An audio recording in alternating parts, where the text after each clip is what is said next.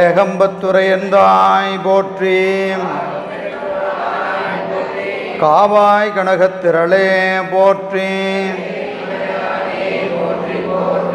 திருச்சிற்றம்பலம் தில்லையம்பலம். அன்பர் பெருமக்களே, நாம் காலை அமர்விலே இறைவனது திருவருள் நமக்கு என்ன வகையான உபகாரங்களை எல்லாம் செய்யும் என்பதை 4ஆம் அதிகாரத்திலே அருளது நிலை என்கின்ற வகையிலே சிந்தித்தோம்.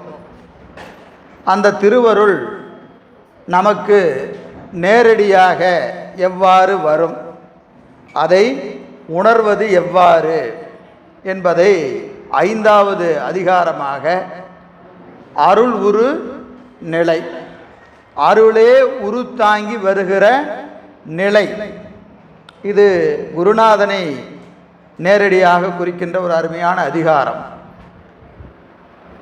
இறைவன் நமக்கு எப்பொழுது வருவான், எப்படி வருவான், ஏன் வருவான், ஏன் வருவான், எங்கிருந்து வருவான், எங்கிருந்து வருவான். நமக்கு இறைவன் எங்கிருந்து வருவான்? குருநாதனா வருவான். எங்கிருந்து வருவான்? அறிவுக்குள்ள இருந்திருக்கிற பெருமான் முன்னாடி வருவார். ஒரு எங்கேயும் வேற எங்கிருந்து வரலை. அதான் முதல்ல அருமையா 41 பாடல் எண் 41, அறியாமை உள் நின்று அளித்ததே காணும் குறியாக நீங்காத கோ. அளித்த தே, தேவை தனியாக பிரிச்சிடணும். அளித்ததே அப்படின்னு படிக்கக்கூடாது. அறியாமை உள் நின்று அளித்த தே, தே என்பதற்கு தெய்வம் என்று பெயர். திருவருள், தே என்பது திருவருள். அறியாமை உள் நின்று அளித்த தே, அறியாமை இருக்கின்ற பக்குவம் வருகிற காலம் வரை. போன நூற்பாலை பார்த்து, இற்றை வரை இயைந்தும் ஏதும் பழக்கமில்லாத வெற்றுயிர். இற்றை வரை இயைந்தும் ஏதும் பழக்கமில்லாத வெற்று உயிர். அந்த வெற்றுயிர் யாரு? நம்ம தான், இல்லைங்களா? அனாதி காலம் தொட்டு இன்று வரை பெருமான் நம்ம கூட உபகாரத்தை செய்து கொண்டே இருக்கிறான். அதை பெற்றுக்கொண்டே இருந்து நாம் என்ன செய்வதில்லை? அவனை நினைக்கிறதே இல்லை. எல்லாம் நான் செய்தேன், நான் செய்தேன் என்கிற உணர்வோடு எல்லாவற்றையும் செய்து வருகிறோம். இப்படி அறியாமை வயப்பட்டிருக்கிற ஆன்மாக்களினுடைய அறிவிலே உள் நின்று அவன் எங்க இருக்கிறான்? அறிவுக்குள்ளேயே நிற்கிறான். இறைவனும் அறிவுக்குள்ளதான் இருக்கிறான். அந்த இறைவனை மறைத்திருக்கிற ஆணவ மலமும் எங்க இருக்கிறது? அறிவுக்குள்ளதான் இருக்குது. அறிவுக்குள்ள 2 பொருள் இருக்குது. ஒன்று இருளாகிய ஆணவ மலம், மற்றொன்று ஒளியாகிய திருவருள். இந்த 2 எங்க இருக்கிறது? அறிவுக்குள்ளேயே இருக்கு. 2 வேறுபட்ட தன்மைகள் ஒரு பொருளில் இருக்குமா அப்படின்னு கேட்டால் தர்க்க ரீதியாக பார்த்தா இருக்காது. இருட்டு இருந்தால் வெளிச்சம் இருக்காது, வெளிச்சம் இருந்தால் இருட்டு இருக்காது. 2 எதிர்மறை பொருள்கள், இருளும் ஒளியும் எதிர்மறை பொருள். அப்போ ஒரே இடத்துல இருக்குமா? இந்த இடத்துல வெளிச்சம் இருந்ததுன்னா என்ன இல்லை? இருள் இல்லை. இருட்டா இருக்குதுன்னா வெளிச்சம் இல்லை. அப்போ அறிவுக்குள்ள அறியாமை ஆகிய இருளும் ஒளியாகிய திருவருளும் எப்படி இருக்க முடியும்? எப்படிமா இருக்க முடியும்?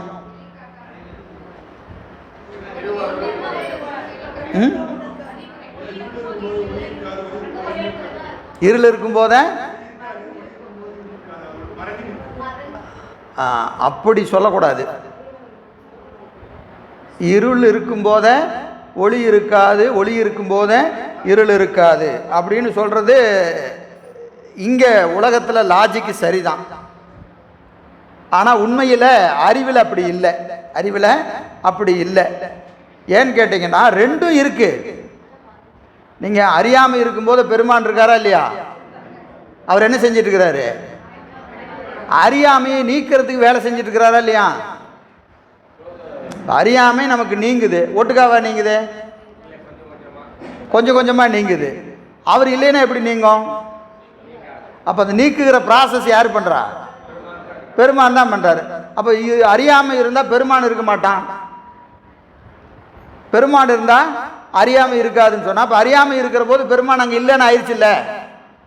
அப்போ அதை யார் நீக்கிறது? நாமளாம் நீக்கினதுக்கப்புறம் அவர் வருவாரா? நாமளாம் அறியாமை நீக்கிடலாம். எப்போ கொஞ்சம் தள்ளி, அதை கொஞ்சம் தள்ளி வை, நான் அப்படியே உள்ளே வந்துக்கிறேன் அப்படின்னு நம்ம கொஞ்சோண்டு அறியாமையை தள்ளினோடனே பெருமான் கொஞ்சம் உள்ளே வந்து அப்போ இன்னும் கொஞ்சம் தள்ளு அப்படி தள்ளுறாரா? அது நீக்கிறதே யார்? அவர் தானே நீக்கிறாரு இல்லைங்களா? 100% இருட்டு.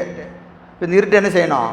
கொஞ்சம் கொஞ்சமாக கழிக்கணும், கொஞ்சம் கொஞ்சமாக கழிக்கணும். கழிக்கிறது யார்? அவர் இருந்தால் தானே கழிக்கவே முடியும். அப்போ இது எப்படி சொல்கிறது?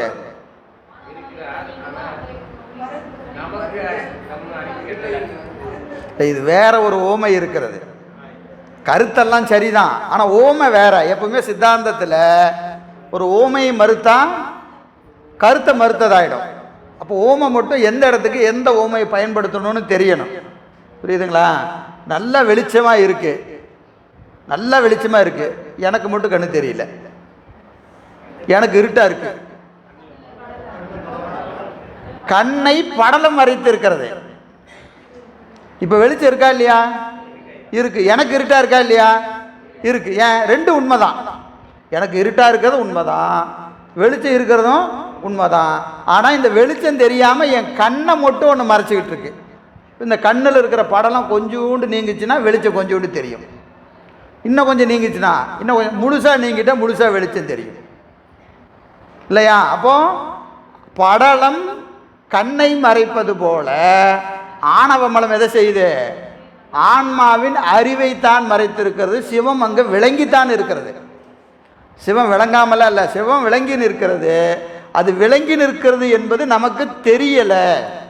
நமக்கு தெரியாதது காரணம் ஆணவமலமாகிய படலம், ஆணவமலமாகிய படலம், அறியாமையாகிய படலம் மறைத்திருப்பதினாலே சிவம் பிரகாசித்தும் ஆன்மாவுக்கு அது தெரியலை. இப்போ ரெண்டுமே அங்கே விளங்கி தான் இருக்குது. ஆணவமலம் சிறப்பாக இருக்குது, சிவமும் சிறப்பாக இருக்குது. ஆனால் சிவ பிரகாசத்தை எது மறைத்து கொண்டு இருக்கிறது? அறியாமையாகிய ஆணவமலம் படலமாக மறைத்து கொண்டு இருக்கிறது. இது நீங்கள் அது தெரியுது, நீங்குதுனால தெரியுதே ஒழிய நீங்கிறதுனால அது விளங்குறதில்லை. அது ஏற்கனவே விளங்கி தான் இருக்குது. இப்போ இரவு பகல், இரவு பகல்னா இரவு நீங்க பகல் வரும், பகல் விளங்க விளங்க இருள் விலகும். இது ஒரு ஓமை இல்லையா? இப்போ 5 மணி, இப்போ 5 மணிக்கு சூரியன் இன்னும் வரலை, சூரியனுடைய கதிர்கள் வந்துருச்சு. அப்போ இங்கே என்னாச்சு? இருட்டினுடைய அந்த வலிமை கொஞ்சம் குறைஞ்சிருக்கும். 6 மணி ஆகும்போது இன்னும் கொஞ்சம் குறையும். 7னா சூரியன் மேலே வந்துடுவான். அப்போ இது நல்லா விலகின்னு இருக்கும் இல்லையா? சூரியன் வர வர இருள் என்ன ஆகிறது? தேய்ந்து கொண்டே வருகிறது. இது நமக்கு புரியறதுக்காக சொல்கிற ஓமை. ஆனால் உண்மையில் என்னது? 12 மணி சூரியன் தான். ஆனால் நம்ம கண்ணு என்ன கண்ணா இருக்கு? குருட்டு கண்ணா இருக்கு. இப்போ பிரச்சனை கண்ணில் தான் இருக்குது, சூரியன்ட்ட இல்லை. சூரியன் எல்லாம் ஒரே மாதிரி பிரகாசித்து கொண்டே இருக்கிறது. அவன்கிட்ட எந்த வேறுபாடும் கிடையாது, அவன் ஒரே மாதிரி இருக்கிறான். நம்ம கண்ணோட தன்மை தான் என்ன ஆகிறது? மாறிக்கொண்டே வருகிறது. சரியா? எனவே அறியாமை உள் நின்று அறியாமையை செய்து வருகின்ற ஆணவ மலம் உள்ள கால வரையும் தன்னை காட்டாது சிவம் என்ன செய்திருக்கிறது? அடங்கி நிற்கிறது. அடங்கி நிற்பதற்கு காரணம் அறியாமை. அறியாமை தான் சிவத்தை காட்டாமல் நம்மளை மறைத்து கொண்டு இருக்கிறது. அந்த அறியாமை உள்ள காலம் வரைக்கும் தன்னை காட்டாது நின்ற சிவம் அறியாமை உள் நின்று, அறியாமை உள்ள காலம் வரைக்கும், பக்குவம் வாராத காலம் வரைக்கும் உள் நின்று அழித்தது, கருணையை செய்தது எது? தே என்பது என்னது? திருவருள். பக்குவம் வர்ற காலம் வரைக்கும், பக்குவம் வாராத காலம் வரைக்கும் உள்ள நின்ற சிவம் உள்ள இருந்து என்ன செஞ்சுக்கிட்டு இருந்தது? என்ன செஞ்சுக்கிட்டு இருந்தது? உள்ள பக்குவப்படுத்தி கொண்டு இருந்தது. நம்மளை பக்குவப்படுத்திக்கிட்டு இருக்கு. அந்த பக்குவப்படுத்துறது தான் என்னது? சரியை கிரியை யோகம். சரியை கிரியை யோகம் இந்த மூணையும் கூட்டி நம சிவாய சிவாய நம என்று அஞ்செழுத்து உபதேசம், தீக்கை, சாதனை இதையெல்லாம் செஞ்சு என்ன செய்யுது? உலகத்தை அனுபவிச்சுட்ருக்கும். இதை செஞ்சுக்கிட்டே உலகத்தை அனுபவிச்சுட்ருக்கும். சரியை செய்யும் போதும் உலகத்தை அனுபவிக்கும், கிரியை செய்யும் போதும் உலகத்தை அனுபவிக்கும், யோகத்தில் இருக்கிற போதும் உலகத்தை அனுபவிக்கும். ஆனால் சரியில் இருக்கிற போது அனுபவிக்கிற மாதிரி யோகத்தில் அனுபவிக்குமா? குறைஞ்சிரும். இதன் மீது இருக்கிற ஈடுபாடு இந்த பக்குவம் வளர வளர வளர வளர என்னாகும்? உலகத்தின் மீது இருக்கிற பற்று கொஞ்சம் கொஞ்சம் கொஞ்சம் கொஞ்சம் கொஞ்சமாக குறைஞ்சிக்கிட்டே வரும். அது நமக்கே தெரியாது, நமக்கே தெரியாது. நம் உயிர் பக்குவப்படுகிறது, நம்முடைய அறிவு பக்குவப்படுகிறது என்பது எதுக்கு தெரியாது? ஆன்மாவுக்கே தெரியாது. ஏன்னா அது எப்படி விளங்குன்னா படிமுறையில் விளங்கும். அதுக்கு என்ன சொல்லுவாங்க? சோபான முறை. சோபான முறைன்னு என்னது? படிமுறை. கொஞ்சம் கொஞ்சமாக கொஞ்சம் கொஞ்சமாக கொஞ்சம் கொஞ்சமாக அறிவு என்ன செய்யும்? விளங்கிக்கிட்டே வரும். நாம் எப்படி எங்கிருந்து எங்கே நகர்ந்து வந்திருக்கிறோம் என்பது எப்படி தெரியும் அப்படின்னு கேட்டிங்கன்னா, ஒரு 3 வருஷம் 4 வருஷம் நம்மளை பார்க்காம நண்பரோ சொந்தக்காரரோ இருக்கிறாங்க. ஒரு 4 வருஷத்துக்கு முன்னாடி அவரை பார்த்துருப்போம். ஒரு 4 வருஷம் கழித்து அவர் இப்போ நம்மளை பார்க்குறாரு. ஒரு 1 மணி நேரம் பேசணுன்னே அவருக்கு நம்மளை பார்த்தோன்னே ஒரு வித்தியாசமே தெரியும். நீ முதல்ல மாதிரி இல்லையே, முதல்ல மாதிரியே இல்லையே, உன் பேச்சு நடவடிக்கையெல்லாம் மாறி இருக்கு. முதல்ல என்ன சொல்லுவேன்? எல்லாம் பார்த்துக்கலாம்டா மாப்பிள்ள, நாம் பார்த்துக்கலாம்டா அப்படின்னு. இப்போ பார்ப்போம், திருவருள் இருந்தால் பார்ப்போம். என்னமோ புதுசாக வேறு லாங்குவேஜில் பேசுகிறான் இவன். இது வரைக்கும் நாம் பார்த்துக்கலாம், இப்போ என்ன சொல்கிறான்? திருவருள் இருந்தால் பார்ப்போம், கிடைச்சா கிடைக்கும்டா. அவர் என்ன நினச்சிருக்கிறாரோ இதெல்லாம் உடனே நீ இப்படியெல்லாம் பேச மாட்டிய. இப்போ நமக்கு இது மாறினது என்ன தெரியாது, நமக்கே தெரியாது. ஏன்னா நம்ம அப்படியே மெல்ல மெல்ல நகர்ந்துருப்போம். அறிவு பக்குவப்பட்டு நான் செஞ்சேன்னு சொல்லக்கூடாது.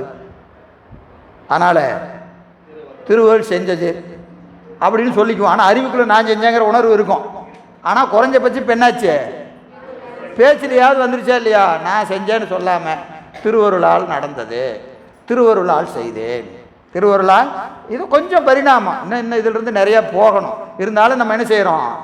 அப்படியே விலகி, அப்படியே உலக பற்றிலிருந்து விலகி அப்படியே வருகிறோம். இப்போ இன்றைக்கி வகுப்புக்கு ஐயா கூப்பிட்டாரு அப்படின்னு வந்தவங்க நிறையா பேர் இருப்பாங்களா இல்லையா? இருக்காங்க நிறையா பேர். அது திடீர்னு பார்த்தா ஒரு 2 தொகுப்பு ஆனதுக்கப்புறம் அவங்களே என்ன செய்வாங்க? அப்படியே வருவாங்க. ஏன் கூப்பிட்டா கூட வராத ஆள் கூப்பிடாமையே வராரு. கூப்பிடாமையே வரான்னு என்ன அர்த்தம்? ஏதோ ஒன்று அவரை திருத்தி கொண்டு இருக்கிறது, அவர் அறிவை ஏதோ ஒன்று திருத்தி கொண்டு இருக்கிறது. அப்போ அது வரைக்கும் அறிவுக்கு அறிவாக உள்நின்ற சிவம் என்ன செஞ்சு கொண்டு பக்குவத்தை கொடுத்துக்கிட்டே இருக்குது. சரியகிரி யோகத்தில் ஊட்டி ஊட்டி ஊட்டி பக்குவம் கொடுத்து கொண்டு, பக்குவம் வந்த காலத்து, பக்குவம் வந்த காலத்து உள்ளிருந்து எங்கே வந்துடுவார்? முன்னாடி வந்துடுவார். உள்ள நின்ற சிவம்தான் முன்னிற்கும். இது வேற ஆள் கிடையாது. நாம் என்ன செய்வோம்? அந்த குருநாதருக்கு ஒரு பேர் வச்சுக்குவோம். அவர் எந்த ஊருக்காரு, அவர்கிட்ட போய் நான் போய் தீக்கை பெற்றேன், அவர் இருக்கிற இடத்துக்கு நான் போய் தீக்கை பெற்றேன். இப்படி தான் இல்லையா? நம்ம நாளைக்கு ஐயா பேர் வாங்கிக்குவார், வண்டி புக் பண்ணுவார், நாம் இங்கேருந்து போய் அது 2 நாள் வேலை வேறு விட்டுட்டு போகணும். சரி போயிடுவோம் அப்படின்னு போய் வாங்கிட்டு வந்து, நான் திருவாவூதுறை போய் தீக்கை வாங்கி கொண்டு வந்தேன் அப்படின்னு சொல்லுவோம். நாம் போகவும் இல்லை வாங்கவும் இல்லை. எங்கே இருந்தார்? எங்கே இருக்கிற பெருமான் தான் அங்கே ஒரு மானுட சட்டை தாங்கி உக்காந்துருக்கிறார். மானுட சட்டை தாங்கி உக்காந்துருக்கிறார். அது நமக்கு ஆரம்பத்தில் தெரியாது. அதுதான் உண்மை. யாருக்கும் தெரியாது, யாருக்கும் தெரியாது. அப்போ உள் நின்று அழித்தத்தே காணும் குறி. காணும் குறி. இதுவரைக்கும் என்ன குறியா இருந்தார்? காணாத குறி. பக்குவம் வராத காலம் வரைக்கும் காணாத குறி. குறின்னு என்னது? அடையாளம். காணாத வடிவத்தில் இருந்த பெருமான் இப்பொழுது காணுகிற வடிவம் தாங்கி. இது சிவஞான போதத்தில் அந்தர்யாமையாய் நின்ற அப்படிம்பார். அந்தர்யாமி என்பதற்கு அறிவுக்கு அறிவாக இருந்த பெருமான். அறிவுக்கு அறிவாக இருந்த பெருமான் தான் இப்போ எப்போ வர்றாரு? முன்னாடி வர்றார். ஏன்னா அவர்னால தான் பக்குவத்தை அறிய முடியும். பக்குவத்தை அறிய முடியும். ஏனையோரால் என்ன செய்ய முடியாது? பக்குவத்தை அறிய முடியாது. இப்போ நம்ம உபதேசம் வாங்கினா எதில் இருக்கிறவருக்கு நமக்கு நம்ம பக்குவம் தெரியுமா? பேரை கொடுத்தாச்சு, போயாச்சு, அப்பா மாணவரா, ஆதீன மாணவரா வாப்பா அப்படின்னு அவர் பண்ணிடுவார். நம்ம என்ன நினச்சிக்குவோம்? நம்மளை பற்றி அவருக்கு தெரியல,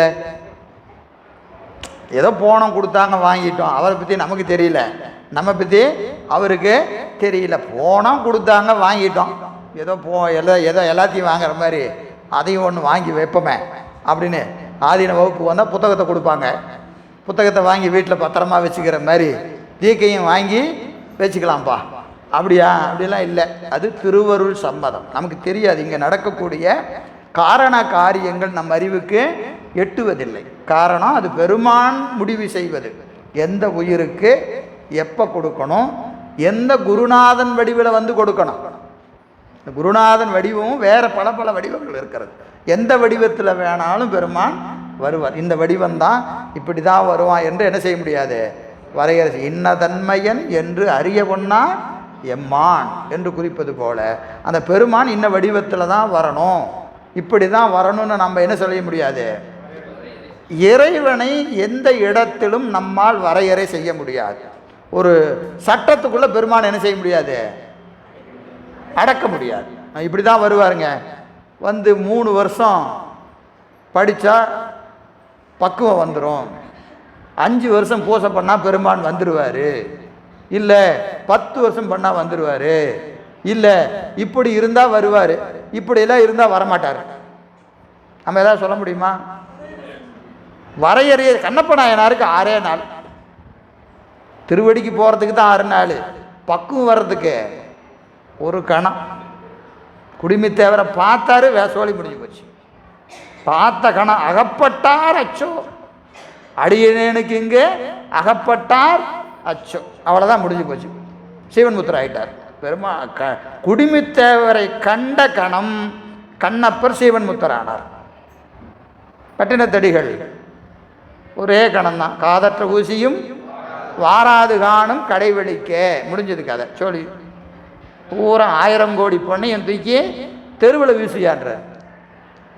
என்ன செய்கிறாரு? தெருவில் வீசு, எனக்கு அதுக்கும் சம்பந்தம் இல்லைங்கிறார். நாமெல்லாம் கூட இப்போ உதாரணத்துக்கு வச்சுக்குவோம். இப்போ எனக்கே வச்சுக்கங்க, நிறையா சொத்து இருக்குது வச்சுக்கோங்க, நிறையா சொத்து இருக்குது, உடனே இருக்குதுன்னு நினச்சிக்கூடாது, அதனால் அடைமொழி இருக்குதுன்னு வச்சுக்கோங்க. நான் இப்போது சரிப்பா எனக்கு எதுவுமே வேண்டாம், எனக்கு எதுவுமே வேண்டாம் அப்படின்னு போகிறேன்னு வச்சுக்கோங்க. எல்லாமே நீங்கள் வச்சுக்கணும், சரியா?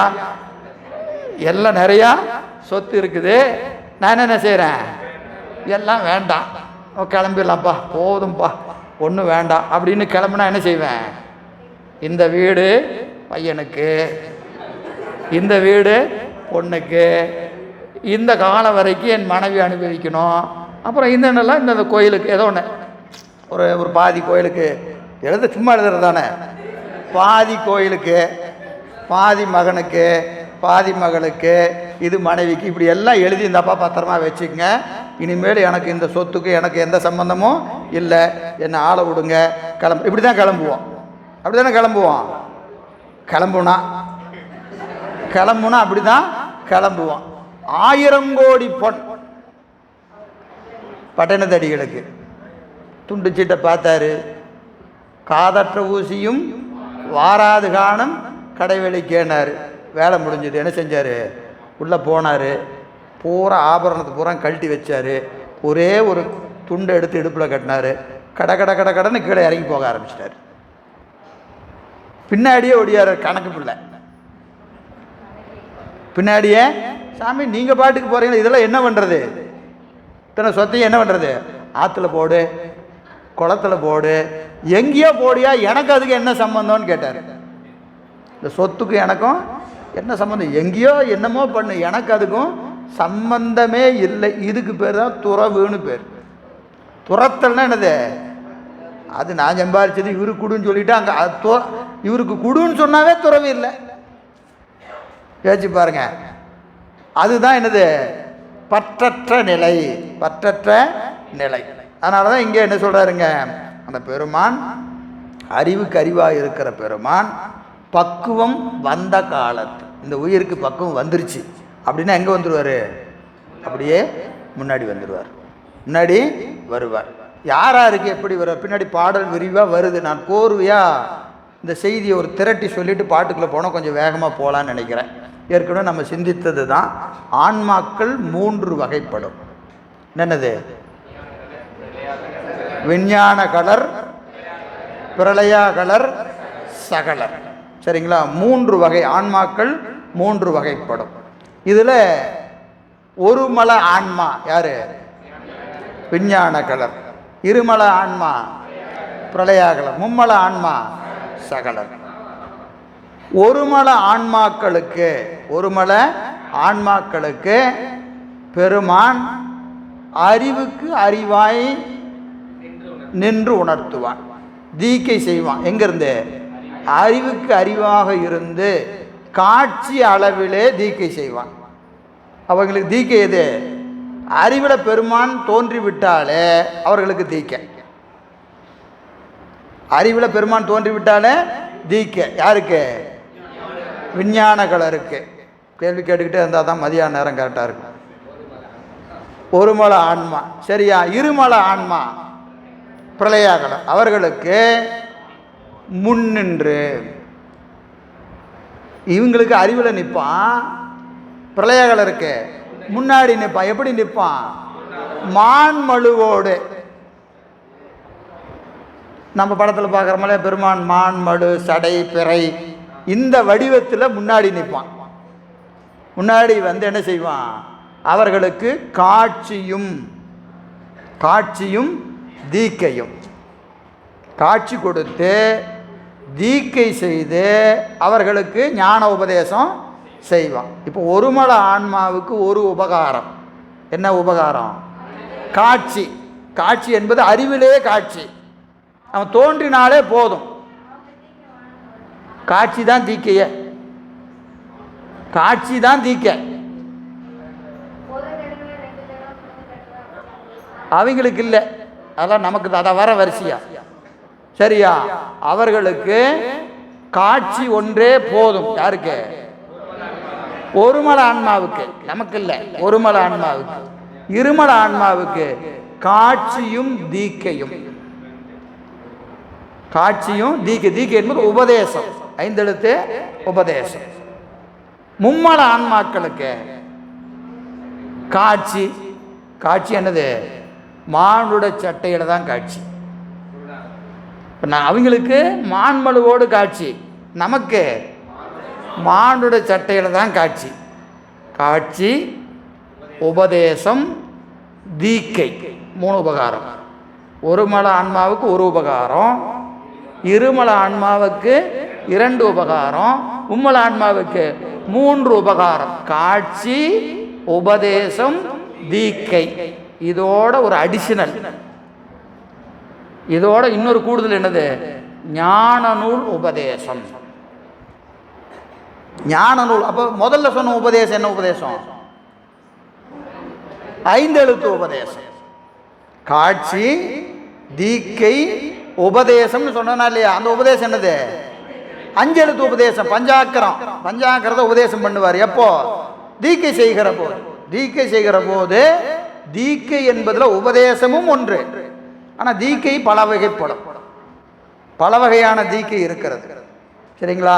அப்போ மும்மல ஆன்மாக்களுக்கு காட்சி, உபதேசம், தீக்கை இதனோடு கூடி ஞான நூல். ஏன்னு கேட்டீங்கன்னா, இப்போ மானோட சட்டை தாங்கி பெருமான் உபதேசம் பண்ணிட்டாரு. சிவம்னு நமக்கு தெரியுமா? வாங்கும்போது தெரியாது. சரி, பெருமான் குருநாதராக பார்த்தாச்சு, உபதேசத்தை வாங்கியாச்சு, தீக்கை செஞ்சாச்சு. செஞ்சுட்டு வாங்கிட்டு வந்து வீட்டில் வந்து உக்காந்தாதான் அடுத்த நாள் காலையில் நமக்கு என்ன வரும்? பூசை பண்ணுப்பா அப்படின்னா பண்ணிடுவோமா? 1000 சந்தேகம் வரும். அதில் 1000 சந்தேகம் வரும். அப்போ என்ன செய்ய வேண்டியது இருக்கிறது? ஒரு நூல் கொடுத்துருவாங்க. நூலை பார்த்து செய்ய செய்ய அப்படியே பண்ணணும். அப்புறம் இதில் எல்லா விஷயமும் அந்த புத்தகத்தில் இருக்குமான்னு கேட்டால் இருக்காது. அதன் பிறகு என்ன செய்யணும்? சிவப்பிரகாசம் என்ன சொல்லுது, சிவஞான சித்தியார் என்ன சொல்லுது, சிவஞான போதை என்ன சொல்லுது, திருவருட்பயன் என்ன சொல்லுது, இப்படி இந்த நூல்களை படிக்க படிக்க படிக்க படிக்க இந்த பூசையில் இதெல்லாம் நடக்குதா? அந்த பூசையையும் நூலையும் என்ன செய்யணும்? தொடர்புபடுத்தி படுத்தி நம்ம அறிவை விருத்தி செய்து கொண்டே வர வேண்டும். அப்போ பாசிபடு குட்டத்தில் கல்லினை விட்டு எரிய, பாசிபடு குட்டத்தில் கல்லினை விட்டு எரிய அப்படின்னு என்னது? ஒரு குளம் நிறைய மேலே அப்படியே பாசி மூடி இருக்குது, அதில் தூக்கி ஒரு கல்லை விட்டு எரிஞ்சா என்ன ஆகும்? பாசி நீங்கி தண்ணி தெரியும். இன்னும் 2 நிமிஷம் ஆனால் என்ன ஆகும்? திருப்பியும் மூடிக்கும். திருப்பி என்ன செய்யணும்? ஒரு கல்லை தூக்கி போடணும். பாசிபடு குட்டத்தில் கல்லினை விட்டு எரிய, படும் பொழுது நீங்கி விடும் பொழுது பறக்கும். அதுபோல் ஆசுபடு மலம் மாயை அரும் கண்மங்கள், ஆணவம் கண்மம் மாயை, இந்த 3 மலங்களும் அறநடியை உணரும் போது அகலும். அறநடியை உணரும் போது அகலும். பெருமான நினைச்சோம்னா ஆணவ மலம் கண்ம மலம் மாயா மலம் அப்படியே கொஞ்சம் அடங்கும். அவனை மறந்துட்டோம்னா திருப்பி எழுந்திரிச்சுக்கும். அவனை நினைச்சா அடங்கும், மறந்த திருப்பியும் மேலே வந்துடும். அப்போ என்ன செய்யணும்? நினச்சிக்கிட்டே இருக்க வேண்டிய, கல்லை தூக்கி போட்டுக்கிட்டே இருக்க வேண்டியது தான், வேற வழியே இல்லை. எது வரைக்கும்? இது படலம் முழுசாக நீங்கிற வரைக்கும், நீங்கிற வரைக்கும் இந்த வேலையை செய்து கொண்டே இருக்க வேண்டியதான், வேற வழியே கிடையாது. அதனால தான் இங்கே சொன்னாங்க, இந்த நூல்களை சிந்திப்பது என்பதை என்னன்னு சொல்றாரு? எழில் ஞான பூசை. இது என்ன பூசை? எழில் ஞான பூசை. பெருமானுடைய கருணையை நூல்களின் வாயிலாக சிந்திக்கிற சிந்தனைக்கு எழில் ஞான பூசை. ஞான நூல்தனை ஓதல், ஓதுவித்தல், நற்பொருளை கேட்பித்தல், தான் கேட்டல், ஈனமிழா பொருளதனை சிந்தித்தல். இவை 5ம், கேட்டல், சிந்தித்தல், கேட்பித்தல், தான் கேட்டல், சிந்தித்தல், இந்த 5ம் இறைவன் அடிவிக்கும் எழில் ஞான பூசை.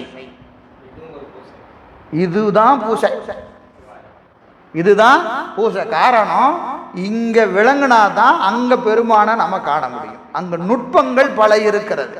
நாம் தினம்தோறும் செய்யக்கூடிய பூசனை இருக்கா இல்லைங்களா, அது விளங்கணும்னா நூல் விளங்கணும், நூலை விளங்கணும். நூல் விளங்காம நமக்கு என்ன செய்ய முடியாது?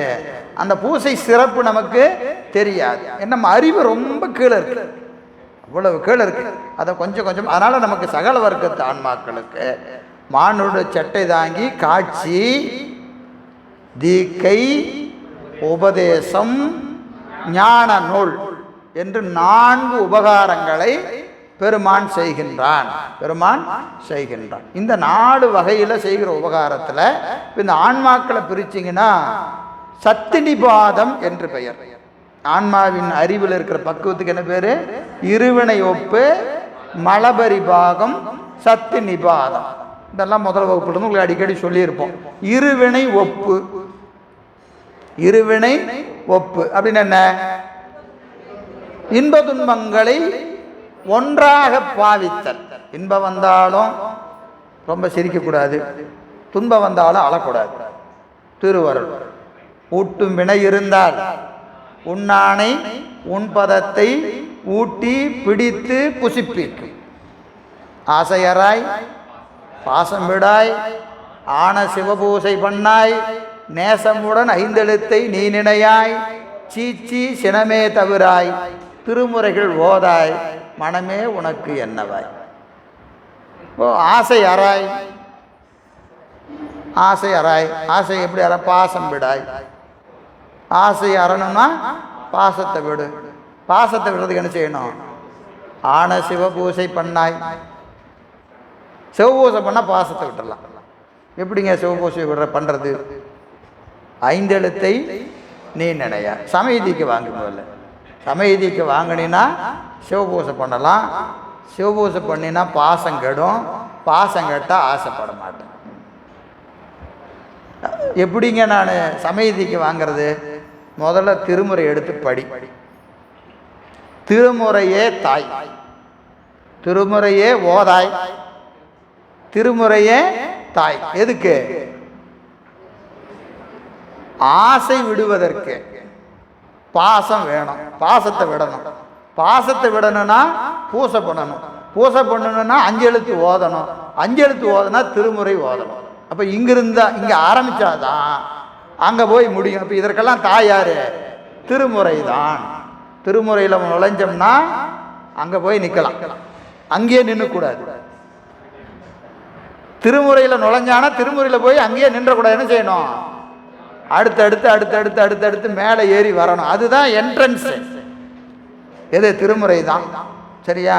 அதனால் இதில் எது குறைஞ்சது இது சிறந்ததா அது சிறந்ததான்னு சொல்லி என்ன செஞ்சிடக்கூடாது, ஆராய்ச்சி போய் வம்பில் மாட்டிக்கூடாது. புரியுதுங்களா? இது ரொம்ப முக்கியம். மக்கள்கிட்ட பேசும்போதே ரொம்ப கவனமாக பேச வேண்டியது இருக்கிறது. ஏன்னா சில பேர் என்ன செய்யணும், அவர் திருமுறை ஆரம்பம்னு சொல்லிட்டாருங்க, இப்போ திருமுறை முடிவு இல்லையா அப்படின்னு ஏதாவது ஆராய்ச்சிக்கு போயிடக்கூடாது. புரியுதுங்களா? அங்கே தான் ஆரம்பிச்சாகணும். அதுதான் ஆரம்பம். அப்படின்னா அது முடிந்ததும் அதுதான். இந்த திருமுறை எப்போ படிக்கணும்னு கேட்டிங்கன்னா, முதல்ல திருமுறை படிக்கணும், சமயதிக்க வாங்கணும், சிவபூசை பண்ணணும், பூசை பண்ணி சாத்திரங்களை எல்லாம் ஓதி தெளிந்த பிறகு திருமுறையை படிக்கணும். இந்த முதல்ல படித்த திருமுறை வேற, பின்னாடி படிக்கிற திருமுறை வேற. அது வேற பரிணாமத்தில் தெரியும். திருவாசகம் பாடினா கண்ணீர் வரணும்னா இதையெல்லாம் முடிச்சு போய் திருவாசகம் பாடினால் கண்ணீர் வரும். புரியுதுங்களா? இல்லைன்னா கண்ணீர் வராது. நமக்கு கண்ணீர் நம்ம துன்பத்தை நினைச்சு வரும், அது வேற. கண்ணீர் 2 வகைப்படும். என்னது? நம்ம துன்பத்தை நினைச்சு கண்ணீர் விடுறதெல்லாம் பெருசு கிடையாது. பெருமானுடைய கருணையை நினைச்சு கண்ணீர் விடணும். செம்மை நலம் அறியாத சிதடரோடும் திருவேணை மும்மை மலம் அறிவித்து முதலாய முதல்வன் தான் நம்மையுமோர் பொருளாக்கி. இப்போ நில்லுங்க, மும்மை மலம் அறிவித்து. சாத்திரம் படிக்காமல் எங்கே போய் மும்மை மலத்தை அறிகிறது? அறிவித்து, அறிவித்து, மும்மை மலம் அறிவித்து முதலாய முதல்வன் தான் நம்மையும் ஓர் பொருளாக்கி. நம்மையும் அப்படின்னு என்னது? நயா பைசாவுக்கு நம்ம பிரயோஜனம் கிடையாது,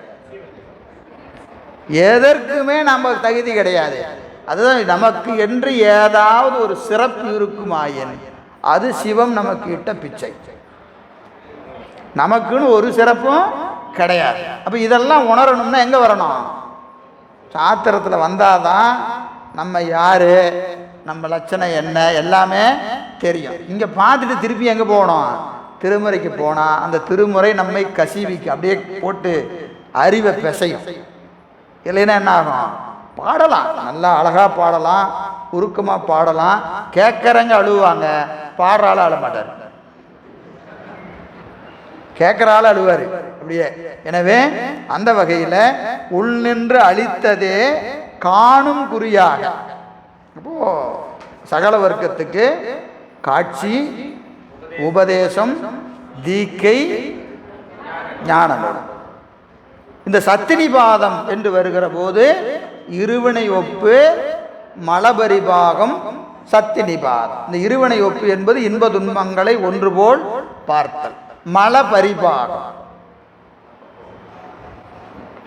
மலம் பக்குவப்படுதல். அப்படின்னா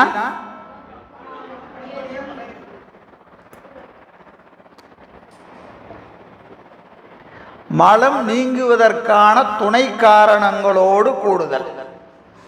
மலம் நீங்குவதற்கான துணை காரணங்களோடு கூடுதல் அப்படின்னு என்னது? என்ன செஞ்சா இது போகுமோ, என்ன செஞ்சா இந்த மலம் போகுமோ அதற்கான கால நேரங்கள்லாம் கூடி வரும். நமக்கு செல்வம் நிறையா இருக்கு, செல்வம் நிறையா இருக்கு, ஆனால் சிவபுண்ணியம் ஜாஸ்தி ஆயிடுச்சு. இப்போ நமக்கு என்ன வரணும்? இருவினை ஒப்பு வரணும், மலபரிபாகம் வரணும். என்னையா பண்ணலாம் அப்படின்னா, இவன் காசு இருக்கிற வரைக்கும் நவர மாட்டாயான் அப்படின்னு என்ன செய்வார், வச்சு ஒரு இருக்குவார். எதில்? செல்வத்தில். இல்லை இல்லைங்க, இருந்தாலும் அவர் அப்படி தான் இருப்பார், இல்லைனாலும் அப்படி தான் இருப்பார்னா விட்டுருவார். அப்போ அது வேண்டாம், விட்டுரு. என்ன செஞ்சா இவன் பக்குவப்படுவான், இது யாருக்கு தெரியும்? அவருக்கு தான் தெரியும், நமக்கு தெரியாது. புரியுதுங்களா? நமக்கு துன்பத்தை கொடுத்தா பக்குவப்படுவானா? துன்பத்தை கொடு. இல்லை இன்பத்தை கொடுத்தா பக்குவப்படுவானா? அவனுக்கு இன்பத்தை. என்ன செஞ்சா இந்த உயிர் பக்குவப்படுமோ அதை பெருமான் செய்வான். அது இன்பமாக இருக்கலாம், துன்பமாக இருக்கலாம், யாரையாவது நம்மோடு புதுசாக கூட்டலாம், யாராவது நம்மகிட்ட இருக்கிற ஆளை பிரிக்கலாம். இப்போ நல்ல ஒரு தொண்டர், ஒரு நல்ல தொண்டர் இருக்கிறாரு, நமக்கு இப்போ மலை பரிபாகம் வரணும்னு என்ன செய்வார், நம்மளை கொண்டு போய் அவருக்கு சேர்த்து விட்டுருவார். நம்ம அவருக்கு போனதுக்கப்புறம் தான் தெரியும், அடடா நம்ம இத்தனை நாள் வீண் பண்ணிட்டோமே, வர ஐயா எப்படி இருக்கிறாங்க, அவங்கள பார்த்து நம்மலாம் ஒரு ஆளா அப்படின்னு சொல்லி என்ன செய்வோம், நம்ம அப்படியே பக்குவப்பட ஆரம்பிப்போம். இப்போ நமக்கு அந்த புண்ணியம் இருந்தால் அந்த காலத்தில் என்ன செய்வார், அப்படியே தள்ளி கொண்டே அங்கே வச்சுருவார். இன்னும் சில நேரத்தில் இன்னும் இது இருக்குது, இவன் ஒருத்தன் தான் நமக்கு இடைஞ்சல் பண்ணிக்கிட்டே இருப்பான், இவனோட சேர்ந்து நம்ம உருப்படாமல் இருப்பான். என்ன செய்வார், அவனுக்கு நல்ல ஒரு ப்ரமோஷன் கொடுத்து, யாருக்கு, கூட இருக்கிறவனுக்கு ஒரு ப்ரொமோஷனை கொடுத்து இங்கிருந்து அங்கே தள்ளி விட்டுருவார். இப்போ என்ன ஆகும், இவன் ஒழுங்காக இருப்பான். இப்போ கூட்டுவதும் கூட்டி பிரிப்பதும் ஒன்றொன்றை ஆட்டுவதும் ஆட்டி அடக்குவதும் கண்ணுதலோன் முன்னமைத்த ஏட்டின்படி என்று இரு. வந்தாலும் ஏட்டின்படி தான், போனாலும் ஏட்டின்படி தான். அப்போது மல பரிபாகம், மல பரிபாகம், மலம் நீங்குவதற்கான துணை காரணங்களோடு கூடுதல் மல பரிபாகம். சத்தி நிபாதம், திருவருள் வீழ்ச்சி, திருவருள் வீழ்ச்சி. இன்னும் 3 நடக்கணும். இது எப்போ நடக்கும்? சரியை கிரியை யோகம் 3ஐ முற்றுவித்த ஆன்மாக்களுக்கு இருவினை ஒப்பு மலபரிபாகம் சத்து நிபாதம் நிகழும். 3மே நிகழும். அப்படி நிகழ்கிற போது பெருமான் என்ன வந்துடுவார், முன்னாடி வந்துடுவார். பெருமான் என்ன வந்துடுவார், குருநாதனாக முன்னாடி வந்து என்ன செய்வார், தீக்கை செய்வார். அதான் இங்கே சொல்கிறார். இன்னும் கொஞ்சம் விரிவு இருக்குது, நான் அப்படியே போய்க்கிறேன். ஏன்னா இல்லைன்னா இந்த அதிகாரமே ஆரம்பிக்காத மாதிரி ஆகிடும். சரி. அறியாமை உள் நின்று அளித்த தே காணும் குறியாக நீங்காத கோ, காணும் குறியாக நீங்காத கோ, காணும் நெறியாத நீங்காத கோ. ஏன் இப்போ பெருமான் தான் வரணுமா, பெருமான் தான் வரணுமா? ஏன் குருநாதர் அறிய மாட்டாரா? இல்லை அவர் அறிய மாட்டாரா, இவர் அறிய மாட்டாரா? என்னுடைய பக்குவம் இவருக்கு நல்லா தெரியும் அப்படின்னு நம்ம வேற யாராவது கை காட்டலாமா அப்படின்னா யாரையுமே காட்ட முடியாது. அதுக்கு தான் அடுத்த பாட்டு வைக்கிறார். அகத்துரு நோய்க்கு உள்ளினரை அன்றி அதனை சகத்தரும் அறிவரோ கான். அகத்து உரு நோய், அகத்து உரு நோய்க்கு உள்ளினரை அன்றி அதனை சகத்தரும் அறிவரோ கான். அகத்துற நோய், நோய் 2 நோய் இருக்குது, அகநோய் புறநோய்னு 2 நோய் இருக்கு. அகநோய் புறநோய். புறநோயிலேயே அகநோய் புறநோய்னு 2 இருக்கு. உதாரணத்துக்கு நம்ம உடம்புக்கு ஒரு நோய் வருதுன்னு வச்சுக்கோங்க. இப்போ இந்த இடத்துல ஒரு வீங்கிச்சு, இல்லை ஒரு கீரல், இந்த மாதிரி ஏதாவது வந்துச்சுன்னா என்ன ஆகும், புறநோய். புறநோய். இப்போ இது என்ன செய்வாங்க, வரவும் போகிறவங்களாம் ட்ரீட்மெண்ட் சொல்லுவாங்க. பார்த்துருக்கிறோமா இல்லையா? சளி பிடிச்சிக்கிச்சின்னு வச்சுக்கோங்க. சளி பிடிச்சிக்கிச்சின்னா நாம் ஒரு 10 பேர்த்த பார்த்தா 10 ட்ரீட்மெண்ட் சொல்லுவாங்க. ஒரு ஆள் கஷாயம் வச்சு குடி, ஒரு ஆள் இஞ்சியை காய்ச்சி குடி, ஒரு ஆள் ஆவி குடி, ஒரு ஆள் மாத்திரை சாப்பிடு, இந்த மாத்திரை சாப்பிடு, அந்த மாத்திரை சாப்பிடு. வரவங்கள்லாம் வைத்தியர் தான். சளி பிடிச்சதுன்னா நம்ம யாரெல்லாம் பார்க்குறோமோ எல்லாரும் வைத்தியர் தான். ஆனால் நம்ம எதையும் கடைசியாக கேட்க மாட்டோம், அது வேறு விஷயம். ஆனால் எல்லாருமே என்ன செய்வாங்க, ஒரு வைத்தியத்தை சொல்லிகிட்டே போவாங்க இல்லையா? இப்போ புறநோய்க்கு எல்லாருமே வைத்தியர். நாம் என்ன செய்யலாம், கேட்கலாம், கேட்காம கூட போகலாம், கேட்டாலும் தப்பு இல்லை, கேட்டாலும் தப்பு இல்லை. இதே இந்த புறநோயில், புறநோய் அகநோய், உடம்புக்கு உள்ள ஒரு பிரச்சனை, காமாலை வந்துருச்சு, லிவர் டேமேஜ் ஆயிடுச்சு, ஹார்ட் ப்ராப்ளம், ஹார்ட்டில் பிளாக், இப்படி உடம்புக்குள்ள வரக்கூடிய நோய். இப்போ இது யாருக்கு தெரியும்? வைத்தியருக்கு தான் தெரியும். அவர் தான் என்ன செய்வார், ஏப்பா உனக்கு பார்த்தா இப்படி இருக்கு, சிம்டம்ஸ் எல்லாம் கேட்பாரு. இப்படி இருக்கா, அப்படி இருக்கா அப்படின்னு கேட்பாரு. ஆமாம்மாங்க எனக்கு இப்படி இருக்குது, மோஷன் ஒழுங்காக போகுதா, காலையில் எழுந்திரிக்கிறியா, கிருகிருன்னு வருதா, அப்படி சில சிம்டம்ஸ் எல்லாம் கேட்பாரு. உடனே 2 டெஸ்ட் எடுத்து பார்த்துட்டு அவரால் மட்டும்தான் தீர்க்க முடியும். அகநோய் என்னது? புறநோயில் நான் புறநோய் அகநோய் என்று சொல்வது அறியாமை அகநோய், உடம்புக்கு வருவது புறநோய். புரியுதுங்களா? இந்த புறநோயில் அகநோய் புறநோய், புறநோயில் உடம்புக்கு வருவது உள்ள வர்றது. இதை யார் செய்யலாம்? வைத்தியர் மட்டும்தான் செய்ய முடியும். வைத்தியர் மட்டும்தான் செய்ய முடியும். அப்போ இந்த வைத்தியர் செய்யணும்னு சொன்னா அவர் என்ன செய்வார்? எல்லா பரிசோதனையும் எடுத்து பார்த்து செய்வார். அகத்துரு நோய்க்கு உள்ளினர், உள்ளினர் என்பது உரியவர் யாரு? வைத்தியர். அவரை தவிர சகத்தருமறிவரோ வேற யாரால ட்ரீட்மெண்ட் சொல்ல முடியுமா? சொல்ல முடியாது. அது போல இப்ப அகத்துரு நோய், இந்த அகத்துரு நோய் எது? ஆணவமாகிய அறியாமை. அறியாமை அந்த அது எங்க இருக்கு? அறிவுக்குள்ள இருக்கு. அறிவுக்குள்ள இருக்கிற நோயை யார் அறிவா? அறிவுக்குள்ள இருக்கிறவன் தான் அறிவா. வேற யாருக்காவது தெரியுமா? சகத்தவர் அறிய முடியுமா? என்னுடைய பக்குவத்தை உன்னால் அறிய முடியுமா? நான் பேசுறதெல்லாம் நல்லா தான் பேசுவேன். நீங்க அதை பார்த்துட்டு என்ன நினைச்சுக்குவீங்க? ஐயோ அவர் ஏதோ பெரிய ஆளாட்டுன்னு நினைச்சுக்குவீங்க. என்னோட அறிவு லட்சணம் யாருக்கு தெரியாது. ஏன்னா நான் உங்ககிட்ட பேசும்போது வேற மாதிரி பேசுவேன், நான் ஒரிஜினலாக வேற மாதிரி இருப்பேன். இல்லையா? உண்மை அதுதானே. நம்ம எல்லாரும் தெரியாது. ஒரு நேரத்தில் ஒரு மாதிரி இருப்பார். வீட்டில் ஒரு மாதிரி இருப்பார், அலுவலகத்தில் ஒரு மாதிரி இருப்பார், நண்பர்கிட்ட ஒரு மாதிரி இருப்பார், ஒவ்வொரு இடத்துல ஒரு மாதிரி இருப்பார். அப்போ உண்மையாலுமே அவர் யாரு அப்படின்னா உள்ள இருக்கிறவனுக்கு மட்டும்தான் தெரியும். இல்லையா? அப்போ இந்த ஆன்மா பக்குவப்பட்டதா? பக்குவம்னா என்ன? ரொம்ப அமைதியாக அடக்கமாக இருப்பாருங்க, சத்தமாக கூட பேச மாட்டாருங்க அப்படின்னு சொன்னால் எல்லாருமே குருநாதருக்கு முன்னாடி அப்படிதான் இருப்பாங்க. உண்டா இல்லையா? இப்போ குருநாதர் வராரு, எல்லாரும் எப்படி இருப்போம்? ரொம்ப அமைதியாக பக்குவமா பண்பா ஐயா அம்மாம்பா. உண்மையா நம்ம அப்படியா? அவர் அந்த பக்கம் போனாதான் தெரியும் நம்மளோட ஒரிஜினல். இல்லையா? அவர் உன்னை பார்த்துட்டு ஆகா வகுப்பில் எல்லாரும் பக்குவப்பட்ட ஆன்மாக்கள் அப்படின்னு அவர் எல்லாத்துக்கும் தீக்க செஞ்சிட முடியுமா? ஏன்னா பார்த்தா எப்படி தெரியுது? எல்லாம் பக்குவ ஆன்மாதான், எல்லாமே பக்குவ ஆன்மாதான். அப்போ அது யாருக்கு தெரியாது? புறத்தில் இருக்கிற குருநாதருக்கு தெரியாது. அவர் எங்கே இருக்கிறாரு? உள்ள உட்காந்து பார்த்துக்கிட்டே இருக்கிறார். இந்த திரைப்படத்தில் நீ எந்த நேரத்தில் எப்படி முடிவு பண்ணி எனக்கு தெரியும், என்ன பண்ணுவேன்னு தெரியும், நாளைக்கு என்ன பண்ணுவேன்னு எனக்கு தெரியும். நமக்கே தெரியாது நாளைக்கு நாங்கள் என்ன பண்ணுவோம். ஒரு செல்வம் வந்தால் நம்ம எப்படி ரியாக்ட் பண்ணுவோம், வறுமை வந்தால் எப்படி ரியாக்ட் பண்ணுவோம் நமக்கு தெரியாது, அவனுக்கு தெரியும். இல்லையா? அதனால தான் எங்கே இருக்கிறான்? தோன்றா துணை. எங்க இருக்கிறான்? தோன்றா துணை உள்ள இருக்கிறான். அதனால அகத்துரு நோய்க்கு உள்ளினரை அன்றி உள்ள இருக்கக்கூடிய பெருமானை தவிர சகத்தரும் அறிவரோ வேற யாரால அறிய முடியுமா?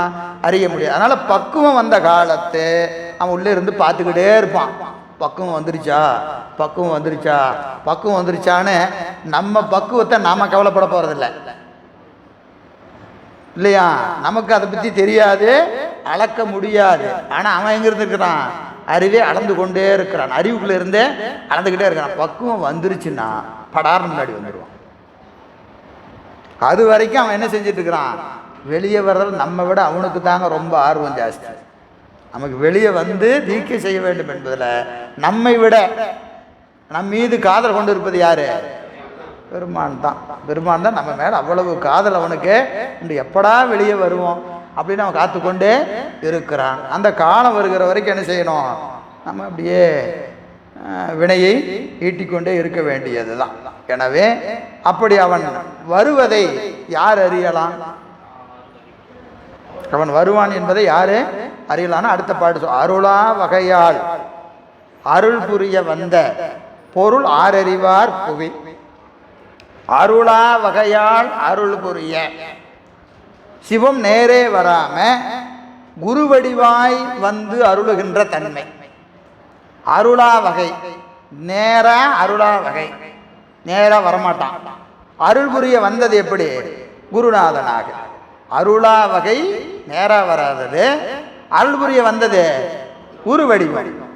அப்படி அறிவுக்கறிவாயிருந்த சிவம் அருள் புரியும் பொருட்டு மானுட சட்டை தாங்கி குருநாதனாக வந்த தன்மையை அந்த பொருள் என்னது? சிவம்தான். சிவமே பெரும் திரு எய்திற்றிலேன் நின் திருவடிக்காம் பவமே அருளுகண்டாய் அடியேற்கியம் பரம்பரனே என்று திருவாசகம். சரிங்களா? அடிக்கடி சொல்வது தான் இருள், மருள், தெருள், பொருள். 4 சொல்லு, முக்கியமான சொல்லு. இருள், மருள், தெருள், பொருள். இருள் எது? நேற்று நாம் இருந்த இடம் எது? கேவலம். கேவலத்தில் நாம் இருக்கும்போது என்னது? அறிவு எப்படி இருந்துச்சு? இருளில் இருந்துச்சு. அறிவு இருளில் இருந்துச்சு. இப்போ எப்படி இருக்கு? மருள், மயக்கம். மயக்கம் என்னது? பொய்யை மெய் என்றும் மெய்யை பொய் என்றும் மயங்கி நிற்கின்ற மயக்க உணர்வு இப்போ இருக்கிறது மருள். நாளை தெருள். தெருள் என்ன இருக்கும்? பொய்ய பொய்யா அறியும், மெய்ய மெய்யா அறியும். சுத்த நிலைன்னு பேர். நேற்று இருந்தது கேவலம், இருளில் இருந்துச்சு. இன்னைக்கு இருப்பது சகலம், மருளில் இருக்கு. நாளைக்கு தெருளில் இருக்கும். தெருளில் இருக்கும். தெருளில் இருந்தால் எது விளங்கும்? பொருள் விளங்கும். பொருளே தமியேன் புகழிடமே. பொருளே யார் சொல்றா? பொருள்னா யாரு? பெருமான் மட்டும்தாங்க பொருள், மற்றதெல்லாம் பொருளே கிடையாது. வள்ளுவர் சொல்றாரு, பொருள் அல்லவற்றை பொருள் என நினைக்கும் மருளலாம் மானா பிறப்பு. எதெல்லாம் பொருள் இல்லையோ அதெல்லாம் பொருள் நினைக்கிற வரைக்கும் நாம் எதில் இருக்குன்னு அர்த்தம்? மருளலாம். மருள் இருக்குன்னு அர்த்தம். பிறப்பு மாலா. பிறப்பே மாலா. பிறந்துக்கிட்டே இருக்க வேண்டியதுதான். உலகம்தான் பொருள் பொருள்னு சொல்ற வரைக்கும் என்ன செஞ்சுட்டு வேண்டியதான்? பிறந்து இறந்து பிறந்து இறந்து பிறந்து இறந்து பொருள் அல்லவற்றை பொருள் என்று கருதி மருளலாம் மானாப்புற. பொருள் அல்லவற்றை பொருள்னு கலந்து கருதினாவே என்ன அர்த்தம்? மருள் இருக்கிறன்னு அர்த்தம் இல்லையா? அப்போ எது பொருள்? செம்பொருள் துணிவே சீருடை கடலை. செம்பொருள். செம்பொருள் காண்பது அறிவு சொல்றாரா இல்லையா? செம்பொருள் காண்பது அறிவு. செம்பொருள் துணிவே திருநின்ற செம்மையே செம்மையாய் கொண்ட. அதாங்க பொருள். திருவே என் செல்வமே தேனே வானோர் செழுஞ்சுடரே எல்லாம் திருவருள் தான், பெருமான் தான். அப்போ அதுதான் பொருள். அந்த பொருளை ஆர் அறிவார்? ஆர் அறிவார்? யார் அறிய மாட்டாங்க. எது வரைக்கும்? எது வரைக்கும்? உள்ள இருக்கிற பெருமான் முன்னாடி வந்து இது மருள், இது தெருள், இது பொருள் என்று உணர்த்தினால் அன்றே ஆன்மா ஒருபோதும் பொருளை உணராது. அப்போ என்ன செய்யணும்? அவன் முன்னாடி வந்து உபதேசம் செஞ்சு தீக்க செஞ்சு ஞான நூல் உபதேசம் பண்ணினாதான் உயிருக்கு என்ன நீங்கும்? இருள் நீங்கும், மருள் நீங்கும், தெருள் பிறக்கும், பொருள் சிறக்கும். இப்போ இதுக்கெல்லாம் யார் வரணும்? குருநாதனாக யார் வரணும்? பெருமான் வரணும். பெருமான் வரணும். அவன் எப்பொழுது நமக்கு குருநாதனாக வருகிறானோ அப்பொழுதுதான் இதெல்லாம் நடக்கும். இதெல்லாம் நடக்கும். இப்போ ஒரு கேள்வி கேட்டு வைப்போம்.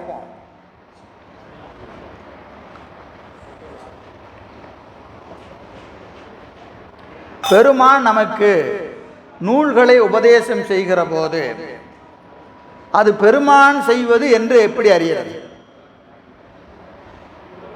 நூல் நம்ம எல்லாத்துட்டையும் கேட்குறோம். எத்தனையோ ஆசிரியர்கிட்ட கேட்குறோமா இல்லையா? திருவாசகம் கேட்குறோம், தேவாரம் கேட்குறோம், சித்தாந்தம் கேட்குறோம், திருமந்திரம் கேட்குறோம். எத்தனை நூல்கள் நம்ம பாடமாக கேட்குறோம். கேட்குறோமா இல்லையா? கேட்குறோம். எல்லா இடத்துலையுமே நமக்கு பெருமான் தான் வராரா இல்லையா? வராரு. ஆனால் நமக்கு தெரியுதா? தெரியல. எப்படி தெரிஞ்சுக்கிறது?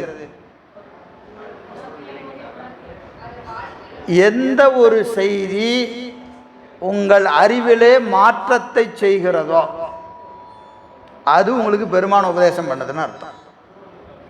உங்கள் அறிவில் அது என்ன செய்யணும்? மாற்றத்தை செய்யணும். மாற்றத்தை செய்யணும். மாற்றத்தை செஞ்சா அது உங்களுக்கு உபதேசம். அது உங்களுக்கு உபதேசம். மாற்றத்தை செய்யலன்னா என்னது? செய்தி. புரியுதுங்களா? ஒரு நூல் ரெண்டு வகையா நிகழும். அறிவு நிலையில நிகழும், அனுபவ நிலையில நிகழும். அறிவு நிலையில நிகழ்வது இப்போ உங்களுக்கு நிகழ்ந்து கொண்டு இருப்பது. இதெல்லாம் அறிவு நிலையில நிகழ்வது. புரியுதுங்களா? ஏதாவது ஒன்று எப்பவாவது யார் மூலமாகவோ நடக்கின்ற பொழுது உங்கள் அறிவை தைத்து அறிவை திருத்துச்சுன்னா அங்க என்ன நடக்குதுன்னு அர்த்தம்? அனுபவமா நிகழ்வதுன்னு அர்த்தம்.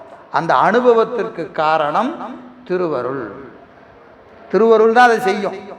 வேற யாரால என்ன செய்ய முடியாது? அந்த மாற்றத்தை செய்ய முடியாது. அப்போ ஒவ்வொரு கணமும் யாரோ ஒருத்தருக்கு யார் மூலமோ பெருமான் அதை செய்து கொண்டே இருப்பான். அது நமக்கு தெரியாது. நம்ம பிரித்தெல்லாம் பார்க்க முடியாது. எனவே அருளா வகையால் என்பது என்னது? உள்ள இருந்து மறைந்து நின்ற திருவருள் அருளும் வகை. மானுட சட்டை தாங்கி அருளுகின்ற வகையை வந்த பொருளை புவியில யார் அறிவார்? பக்குவம் இருந்து அறியலாம். பக்குவம் இல்லைனா அறிய முடியாது என்பதை இங்க சொல்லுகிறார். இது நமக்கு தருமி ஆதீன குரு முதல்வர் குருஞான சம்பந்த தேசிக பரமாச்சாரிய சுவாமிகள் அவருடைய வரலாற்றில் இந்த குருநாதனது இன்றியமையாமைய ஒரு அழகா காட்டுறாங்க. அவர் பிறந்தது எது? மதுரையம்பதி. குருஞான சம்பந்தர் பிறந்தது மதுரையம்பதி. ஒரு சின்ன இளமை காலத்திலேயே பெருமான் மேலே நல்ல ஒரு காதல். சொக்கநாதர் கோயிலுக்கு தினந்தோறும் தந்தை தாயோட என்ன செய்கிறாரு? வழிபாட்டுக்கு வர்றாரு. தினந்தோறும் வந்து வழிபாடு செய்கிறாரு.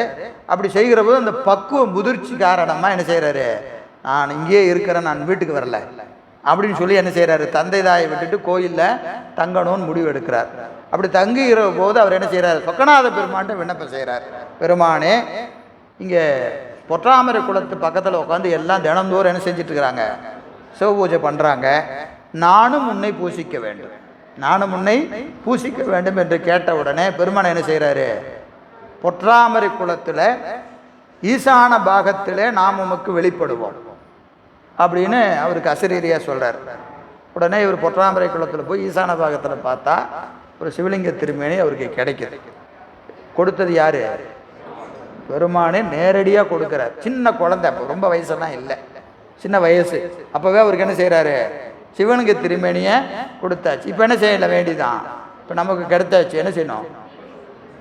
பூசை பண்ண வேண்டியதான். பெருமானே கொடுத்தாருல, அப்படிலாம் இல்லை. வாங்கினோடனே இவருக்கு என்னது? தீக்கை வாங்கணுமே.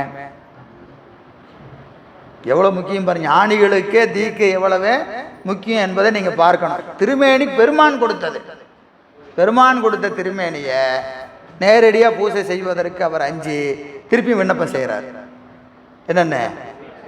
எனக்கு குருநாதன் வேணும், தீக்கை வேணும், நான் உன்னை பூசிக்க வேண்டும்.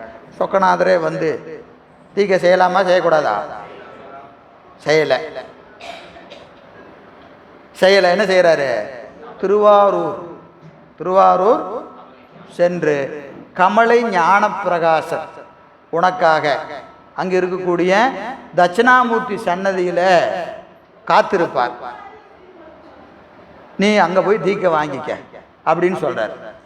இப்போ அந்த சிவலிங்க திருமேனி எடுத்துக்கொண்டு மதுரையிலிருந்து எங்கே வர்றாரு? திருவாரூர் வருகிறார். அவர் வருகிற போது இவருடைய கனவுல போய் சொல்றார். கமலை ஞானப்பிரகாசருடைய கனவுல போய் உன்னை காண்பதற்காக அங்கிருந்து குருஞான சம்பந்தன் உன்னை தேடி வருகிறான், அவனுக்கு ஞான உபதேசம் செய்வாயாக என்று இவருக்கு அறிவுல போய் சொல்றார். இப்போ வியாழக்கிழமை அன்னைக்கு உபதேசம் என்னைக்கு நடக்குது? வியாழக்கிழமை அவர் அங்கிருந்து கிளம்பி இங்கே வர நடந்து பல நாட்கள் வந்து வியாழக்கிழமை அன்னைக்கு குருநாதரை இதெல்லாம் திருவருள் சம்பதம் வியாழக்கிழமை அன்னைக்கு நடக்குது. மாலை வேலை. இவர் வருவதற்கு முன்பாக இவர் என்ன செய்கிறாரு? தன்னுடைய அனுஷ்டானம் எல்லாம் முடிச்சு, ஏன்னா தீக்கை செய்யணும், இவருக்கு சில கிரியை இருக்குது, அனுஷ்டானம் எல்லாம் பண்ணிட்டு அங்கே தட்சிணாமூர்த்தி சன்னதியில் போய் மாணவருக்காக ஆசிரியர் காத்திருக்கிறார்.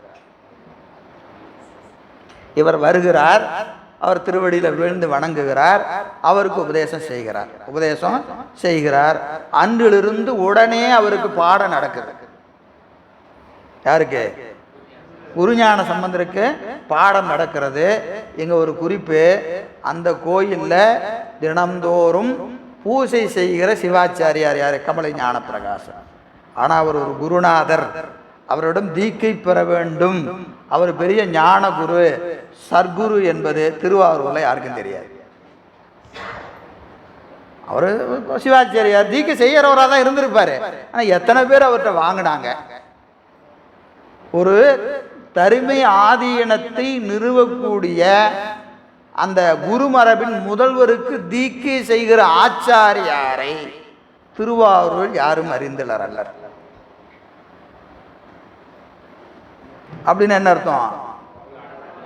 யாரு எப்படிப்பட்டவங்களோ யாருக்கு தேவையோ அது நடந்து கொண்டு இருக்கும். ஏனையோருக்கு அது தெரிய கூடவே இருப்பாங்க, அவர்களுக்கு அவருடைய சிறப்பு தெரியாது. இவருக்கு தெரியாததுனால அவர் குறைந்தவர் அல்லர். இவர் அங்கிருந்து அவரை கொண்டு வந்து இங்கே கூட்டி உபதேசம் செய்கிறார். தினந்தோறும் அவருக்கு கூடவே வைத்து ஞான உபதேசத்தை செய்து கொண்டு வருகிறார். இப்போ ஒரு நாள் எப்பவுமே அங்கே கோயிலிருந்து வழிபாட்டுக்கு வருகிற போதும், கோயிலில் வழிபாடு முடிச்சுட்டு வீட்டுக்கு போகிறோம், முன்னாடி தீவெட்டி பிடிச்சிட்டு போகிறது ஒரு வழக்கம். இப்போ இன்றைக்கி தில்லையில் உண்டு. பூசைக்கு வந்தால் பல்லக்கில் வச்சு எடுத்துகிட்டு வருவாங்க. அதான் நமக்கு யாருடைய வரலாறு? உமாபதி சிவனாருடைய வரலாறு நம்ம பார்க்குறோம். அதுபோல் திருவாரூரில் இருக்கக்கூடிய கமலை ஞான பிரகாசர் தினந்தோறும் தன் இல்லத்திலிருந்து பூசைக்கு வருகிறோம், முன்னாடி தீவெட்டி பிடிச்சிட்டு வருவாங்க. ஒரு நாள் அந்த தீவெட்டி ஏந்தி வருகிற பணியாளன் என்ன செய்கிறான்? வரல. அப்போ இவர் என்ன செய்கிறாரு? தன் குருநாதருக்கு இவர் முன்னாடி தீவெட்டி பிடிச்சிட்டு போகிறார். பிடிச்சிட்டு கோயிலுக்கு வந்தாச்சு. திருப்பியும் இரவு திரும்பி போகும்போது இவர் பிடிச்சிட்டு போகிறார். போகிற போது அவர் அப்படி உள்ளே போகும்போது இரு அப்படின்ட்டு போயிடுறாரு. சாதாரணமாக இருப்பான் அப்படின்ட்டு போயிடுறாரு. அவர் உள்ளே போயிட்டாரு. இருன்னு சொன்னவர் நின்னவர் தான், நெவரவே இல்லை. தீவெட்டியை பிடிச்சிட்டு நின்றுக்கிட்டே இருக்கிறார். இரவு கடுமையான மழை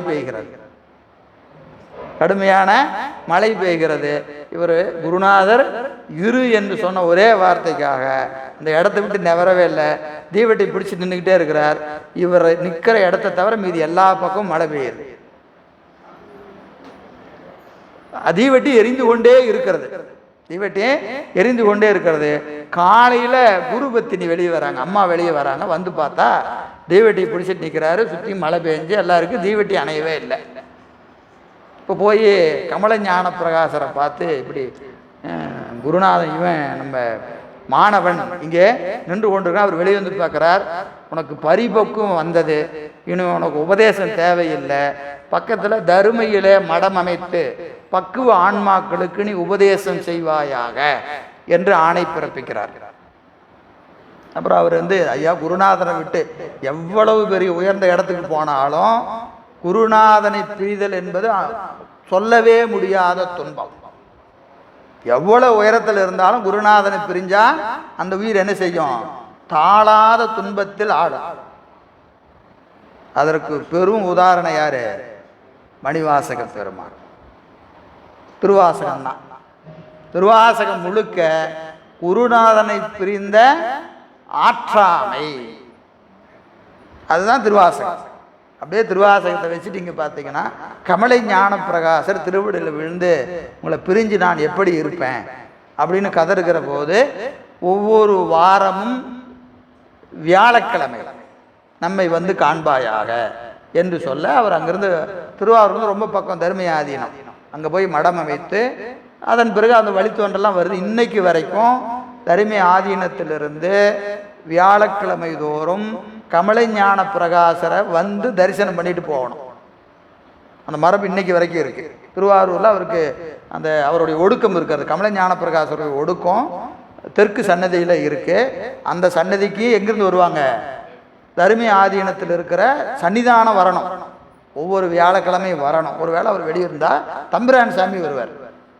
ஒவ்வொரு வியாழனும் வந்து தரிசிக்க வேண்டும். இதுதான் இன்றைய வரையில் இருக்கக்கூடிய ஒரு நடைமுறை. இது எதற்குன்னு சொன்னால், எவ்வளவு உயர்ந்த இடத்துல இருந்தாலும் பெருமான் மானுட சட்டை தாங்கி வந்து தான் உபதேசம் செய்வான்.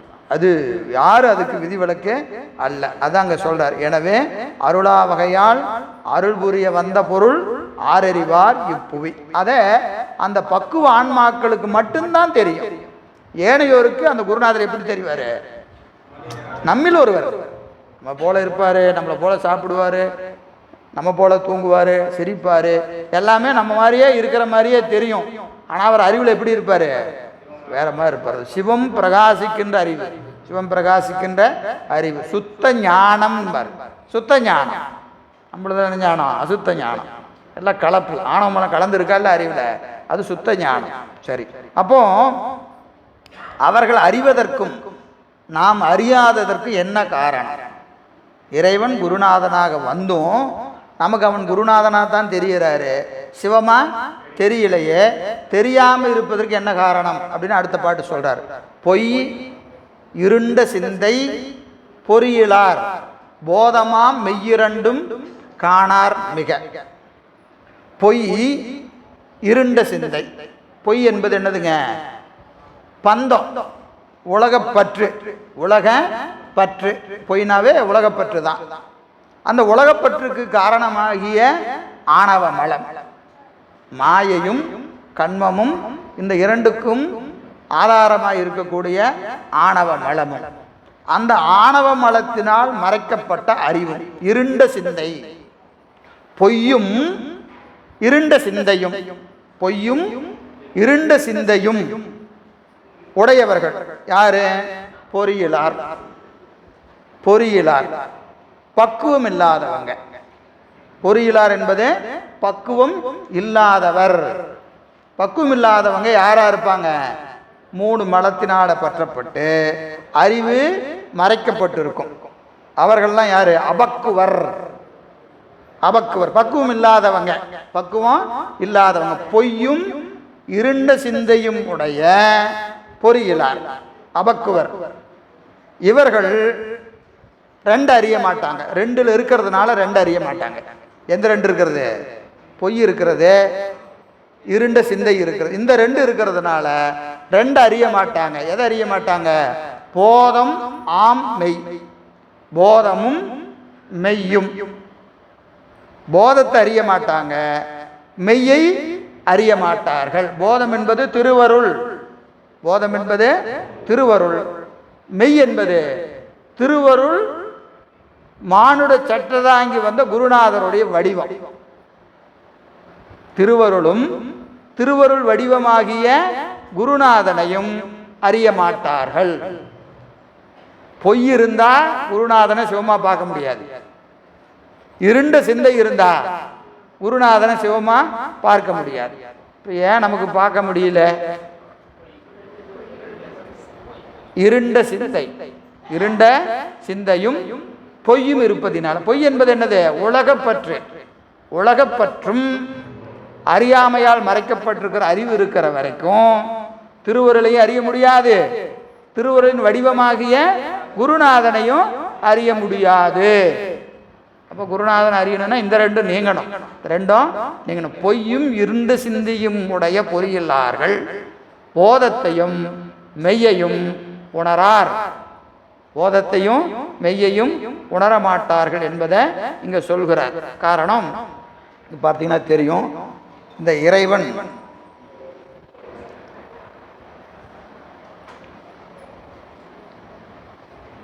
சிவஞான சித்தியார்ல அழகா சொல்லுவார். இந்தளத்தில் எரி, பாலில் நெய், பழத்தில் ரதம், எள்ளின்கண் எண்ணெயும் போல் எங்குமுளன் இறைவன். 4 உதாரணம் சொல்றார். இந்தளத்தில் எரி. எது இந்தளம்னா என்னது?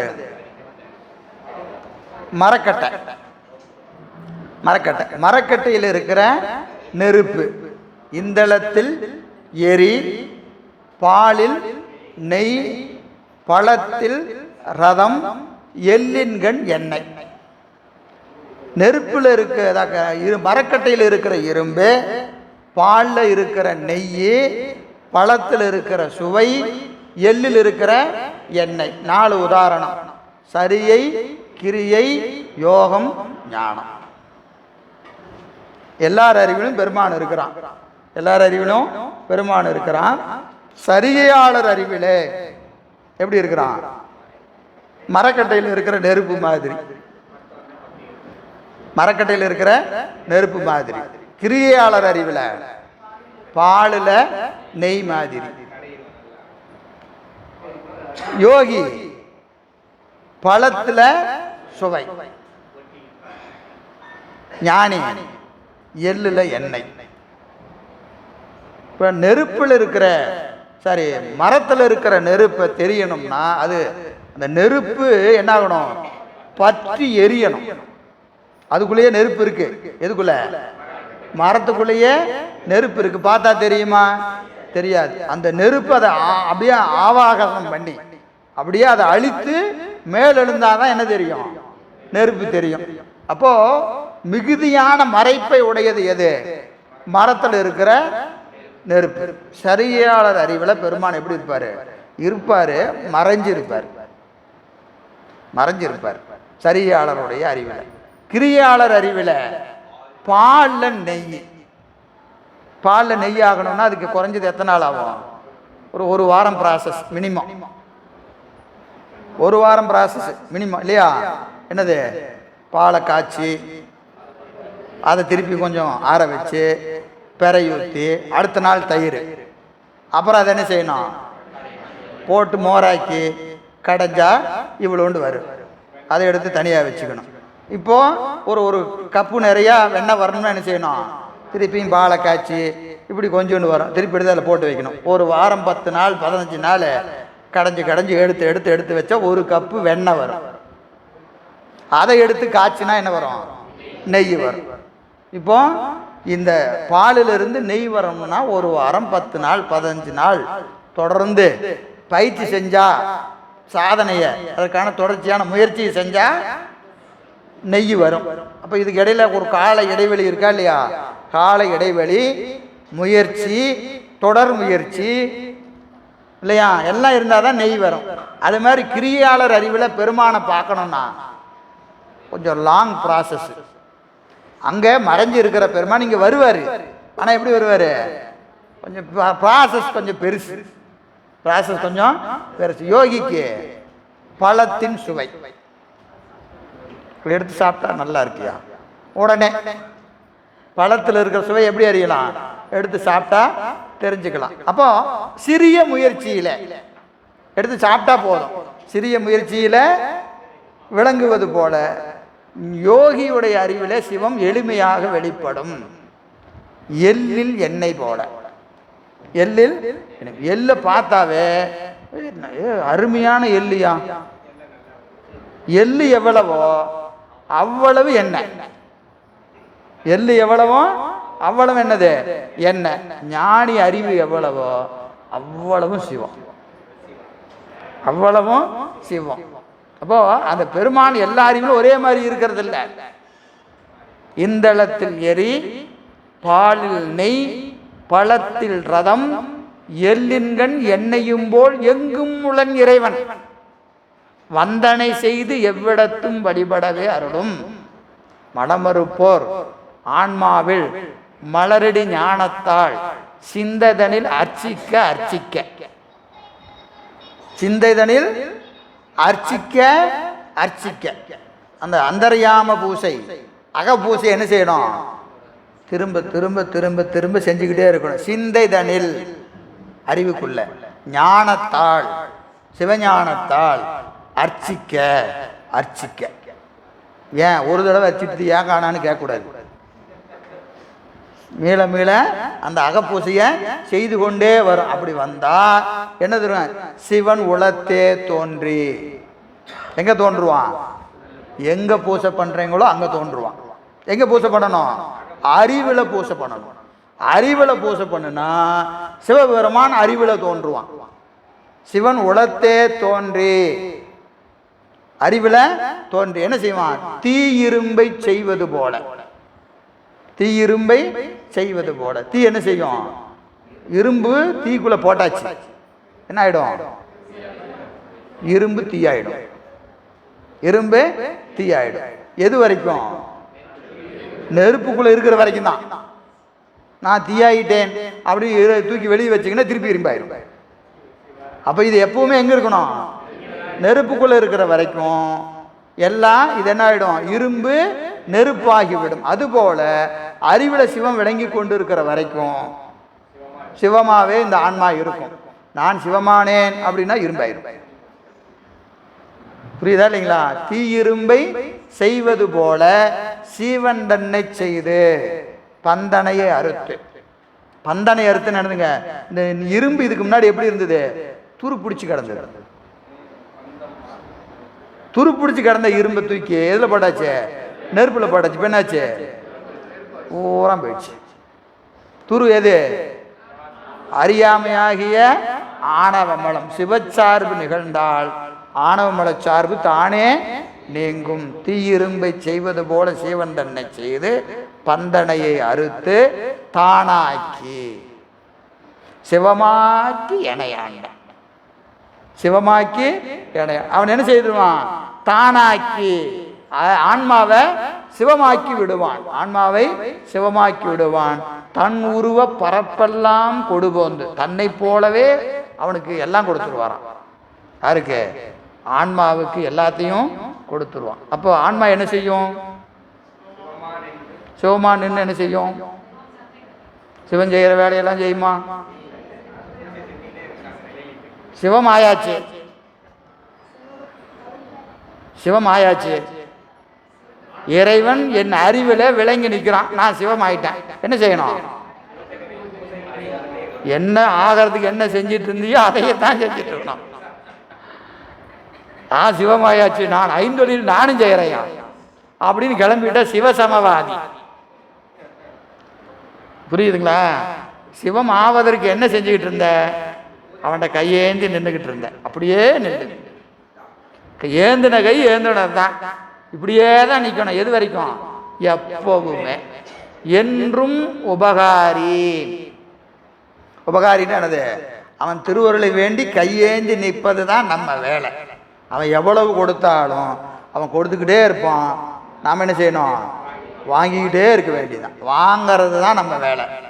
எதை? திருவருளை வாங்கிறதா வேலை. அதுவும் நம்ம வேலை தான். ஆனால் எதை வாங்கணும்?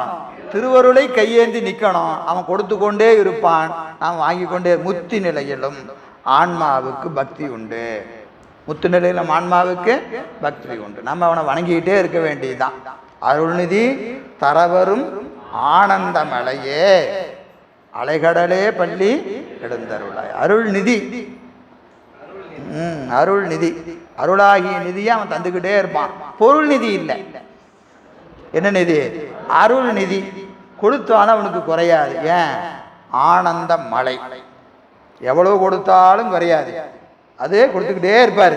நாம் வாங்கி அனுபவித்து கொண்டே இருக்க வேண்டியதுதான். எனவே அந்த வகையில் இறைவன் அந்த குருநாதனாக வருவதை பொய்யும் இருண்ட சிந்தையும் உடையவர்கள் திருவருளையும் போதத்தையும் அந்த மெய்யாகிய குருவடிவையும் உணரமாட்டார்கள் என்பதை சொல்றார். சரி, அப்படி வருகிறது. எப்படி வருவார் அப்படின்னா 45 பாருங்க. பார்வை என வந்த மாக்களை முன்பற்றி பிடித்தற்காம் போர்வை என காணார் புவி. அந்த பெருமான் வருவதை ஒரு ஓமையால சொல்லுகிறார்.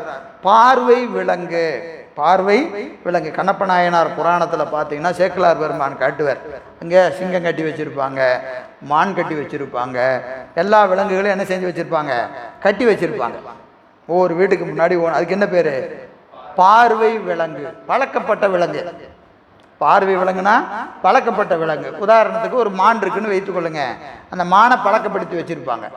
என்ன பழக்கம்? இந்த வேடனுடைய சமிக்கைகளை அது அறியும். இப்போ நம்ம நாய் வளர்த்துறோமா இல்லையா? வீட்டில் பழகுன நாய் இருக்கா இல்லையா? அதுக்கு என்ன செய்வாங்க? இங்கே வா அப்படின்னா வரும், உட்காரு உட்காரு, கையை கொடுன்னா கொடுக்கும், இதை பிடினா பிடிக்கும், அதை அங்கே கொண்டு போய் கொடுன்னா ட்ரெயின் பண்ணுறோமா இல்லையா நாயை? அது மாதிரி எதை பழக்கிறது? காட்டில் இருக்கிற விலங்குகளை பழக்கிறது.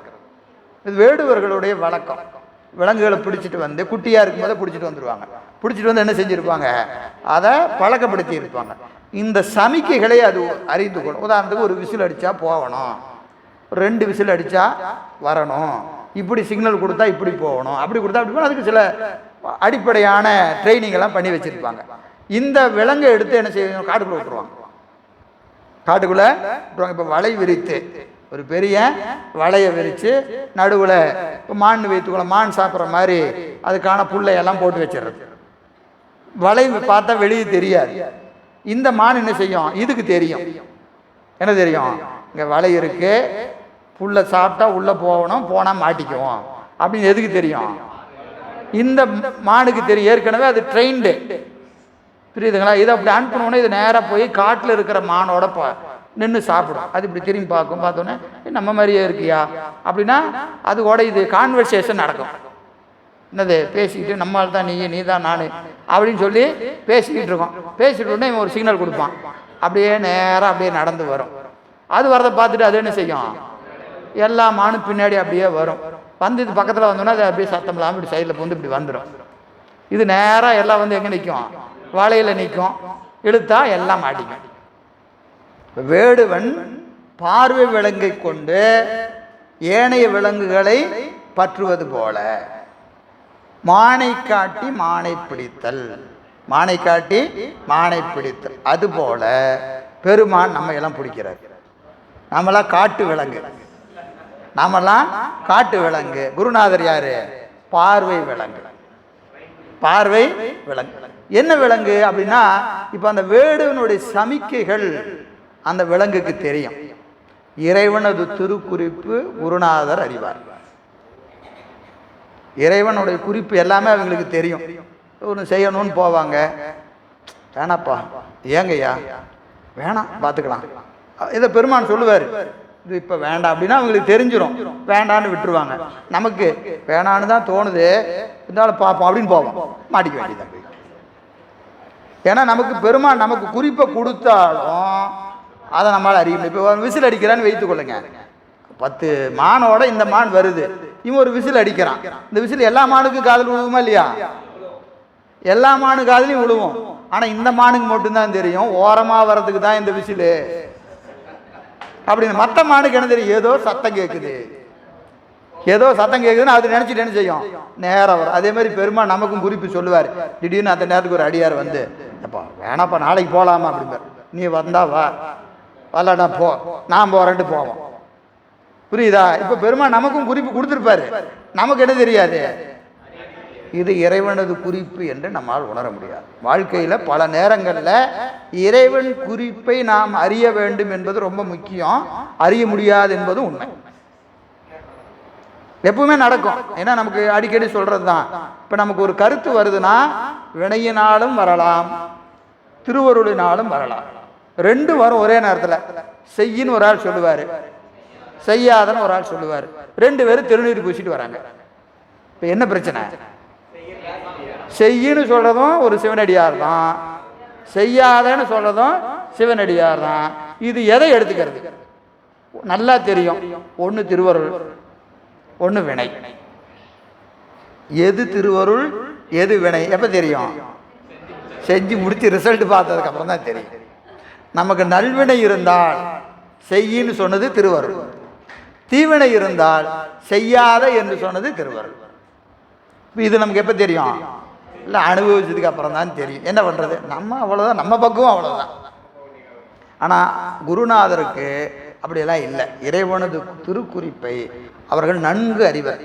ஞானசம்பந்த பெருமான் தளந்தோறும் போகிறாரு, போன உடனே பெருமானை பார்த்து வணங்குறாரு, 4 நாள் 5 நாள் தங்கி இருக்கிறாரு, விடைபெறுகிறார்.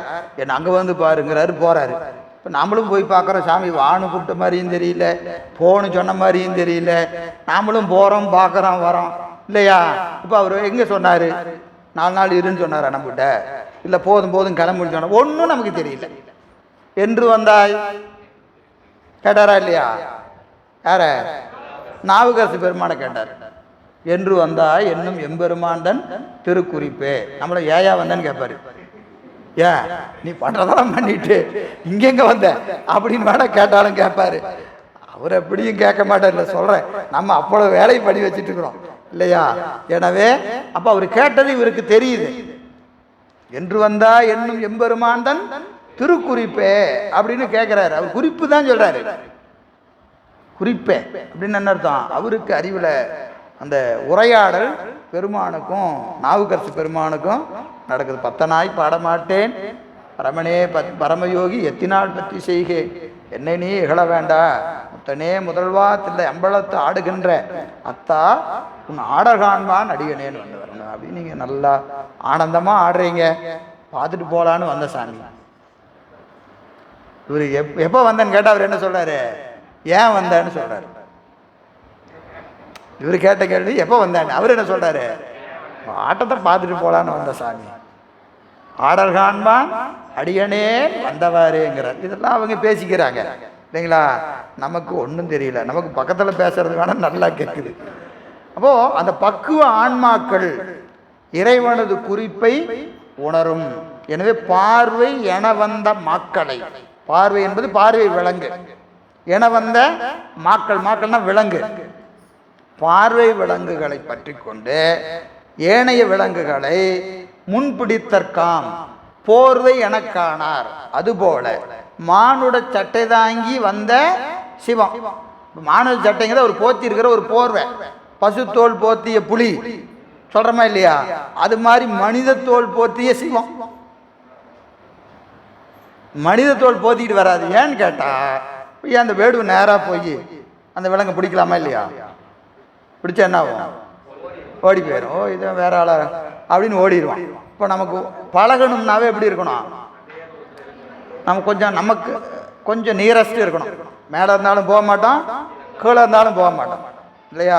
நமக்கு பக்கமாக இருக்கணும் இல்லையா? இப்போ நம்ம ட்ரெயினில் போகிறோம், நல்லா ஒரு 200 பவுன் நகையை போட்டு ஒரு அம்மா பக்கத்தில் வந்து உக்காந்தாங்கன்னு வச்சுக்கோங்க, அப்படியே பார்ப்போம் கருன்னு, ஏதாவது பெரிய இடமாட்டுக்குது வேண்டாப்பா அப்படின்னு சத்தமில்லாமல் உட்காந்துக்குவோம், பேச மாட்டோம்.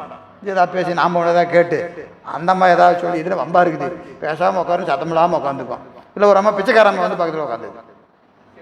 இது நம்ம லெவலுக்கு இது ரொம்ப கீழே. அதுலேயும் பேச மாட்டோம். மேலே இருந்தாலும் பேச மாட்டோம், கீழே இருந்தாலும் பேச மாட்டோம். நல்லா திருநீர் பூசிட்டு ஒரு அம்மா வந்து உட்காந்து, பரவாயில்ல நம்ம அது மாதிரி தெரியுதியா அம்மா, எந்த ஊரில் இருக்கிறீங்க இல்லையா அப்படின்னது கொஞ்சம் அப்படியே ஒரு நியரஸ்ட்டு ஒரு பாண்டிங் இருக்கணும். அப்போ தான் என்ன செய்வோம் பேசுவோம். அப்போ குருநாதராக பெருமான் எப்படி வராரு?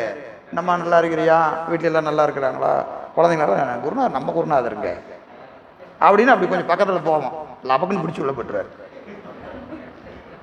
பக்கத்தில் கூப்பிட்றதுக்கு தான் அதெல்லாம் என்னது திருநெல்வேலி இந்த புடி 5 எழுத சொல்லு அப்படின்னா அது பாட்டுக்கு அந்த வேலையை செஞ்சுக்கிட்டே இருக்கும். அந்த உபதேசம் என்ன செய்யும்? நம்மை இங்கிருந்து இந்த திசையிலிருந்து அந்த திசைக்கு கூட்டிகிட்டு போயிடும். அதுக்கு முதல்ல நம்ம எங்கே போகணும்? அவர் பக்கத்தில் போகணுமா இல்லையா? பக்கத்தில் போகணும் இல்லையா? இப்போ பெருமானே 4 கை 8 தோல் அப்படி உட்காந்து தீக்கை செய்கிறேன்னா அப்படியே யார் பயமாக இருக்கியா, நான் போக மாட்டேன்னு ஒருத்தர் வர மாட்டோம் இல்லையா? ரொம்ப மேலே இருந்தாலோ ரொம்ப கீழே இருந்தாலோ ஆன்மா பக்கத்தில் போகாது. இப்போ அதுக்காக எப்படி வேண்டி இருக்கிறது? அது மாதிரியே வர வேண்டியது இருக்கிறது. அதுதான் இங்கே வருகிறார்.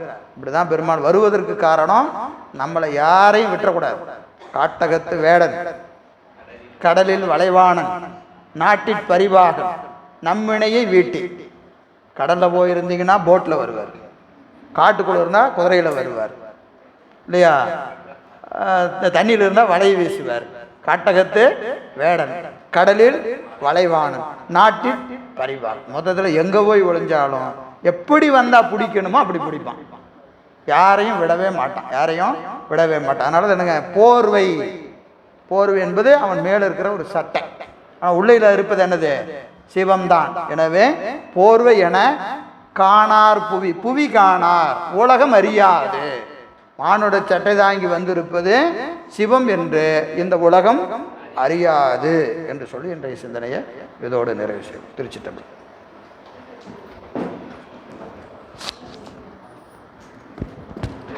தென்னாடுடைய சிவனே போற்றி, எந்நாட்டவர்க்கும் இறைவா போற்றி.